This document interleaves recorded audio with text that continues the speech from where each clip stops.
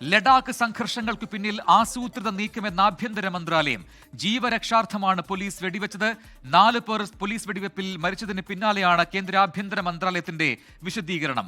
Arab വസന്തവും നേപ്പാളിലെ ജൻസി പ്രതിഷേധവും ഉയർത്തിക്കാട്ടി സോനം വാങ്ചുക് ജനങ്ങളെ വഴിതെറ്റിച്ചുവെന്നും ഈ വിശദീകരണത്തിൽ പറയുന്നു. വിവരങ്ങളുമായി അജീഷ് ജയകുമാർ ഡൽഹിയിൽ നിന്ന് ചേരുന്നു. അജീഷ്, കേന്ദ്ര ആഭ്യന്തര മന്ത്രാലയത്തിന്റെ വിശദീകരണമാണ് നിലവിൽ പുറത്തു വന്നിരിക്കുന്നത്. ഇത് ആസൂത്രിതമായ നീക്കമാണെന്ന് പറയുന്നു കേന്ദ്ര സർക്കാരിനെതിരെ.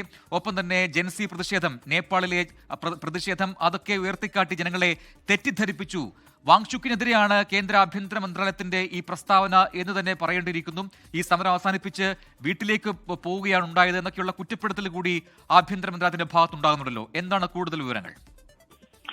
അപ്രജൻ, ഈ മാസം 15-ാം തീയതി മുതലാണ് ലഡാക്കിൽ വിവിധ ആവശ്യങ്ങൾ ഉന്നയിച്ച് സോനം വാങ്ചുക്കിന്റെ നേതൃത്വത്തിൽ ഈ സമരം തുടങ്ങിയത്. ഈ സമരത്തിന് അണികളായിട്ട് യുവാക്കളായിരുന്നു കൂടുതലും അണിനിരന്നത്. ഈ സമരത്തിന്റെ തുടങ്ങിയ ഒരു പശ്ചാത്തലത്തിൽ ആ ഒരു സമയത്ത് തന്നെ കേന്ദ്ര ആഭ്യന്തര മന്ത്രാലയം, അവിടുത്തെ ലഫ്റ്റനന്റ് ഗവർണർ അടക്കമുള്ളവർ അവിടുത്തെ ഈ സമരക്കാരുമായി ചർച്ച നടത്തുന്നുണ്ടായിരുന്നു. ഇവരുടെ ആവശ്യങ്ങൾ ലഡാക്ക് അപ്പെക്സ് ബോഡിയുമായി ചർച്ച നടത്തുന്നുണ്ടായിരുന്നു. മാത്രമല്ല, അവിടുത്തെ അതിലെ രാഷ്ട്രീയ പാർട്ടി പ്രതിനിധികളടക്കം ഒഴിവാക്കി ഒരു സ്വതന്ത്ര സംഘടനയായിട്ടാണ് ആ ലഡാക്ക് അപ്പെക്സ് ബോഡി നിലനിന്നിരുന്നത്, ചർച്ചകൾ നടത്തിയിരുന്നത്. പക്ഷേ ഈ ചർച്ചകൾ നടത്തുമ്പോഴും സോനം വാങ്ചുക്ക് സമരവുമായി മുന്നോട്ട് പോകുകയായിരുന്നു എന്നാണ് ഈ കേന്ദ്ര ആഭ്യന്തര മന്ത്രാലയത്തിന്റെ പ്രസ്താവനയിൽ കുറ്റപ്പെടുത്തുന്നത്. മാത്രമല്ല, ഈ അടുത്തിടെ നേപ്പാളിൽ നടന്ന ഈ ജൻസി പ്രതിഷേധം, ഒപ്പം തന്നെ അറബ് വസന്തം തുടങ്ങിയ വിഷയങ്ങളിൽ ഊന്നിയുള്ള പ്രസംഗങ്ങൾ, ഇത് ഈ യുവാക്കളെ, പ്രത്യേകിച്ച് ജനങ്ങളെ വഴിതെറ്റിക്കാൻ ശ്രമിച്ചു, അല്ലെങ്കിൽ അതിനിടയാക്കി എന്നുള്ളൊരു കുറ്റപ്പെടുത്തൽ കൂടിയുണ്ട്. അങ്ങനെയാണ് ഇന്ന് പെട്ടെന്ന് ഈ പ്രതിഷേധം പൊട്ടിപ്പുറപ്പെട്ടതും അത് അക്രമാസക്തമായതും. എന്നാൽ ഈ പ്രതിഷേധം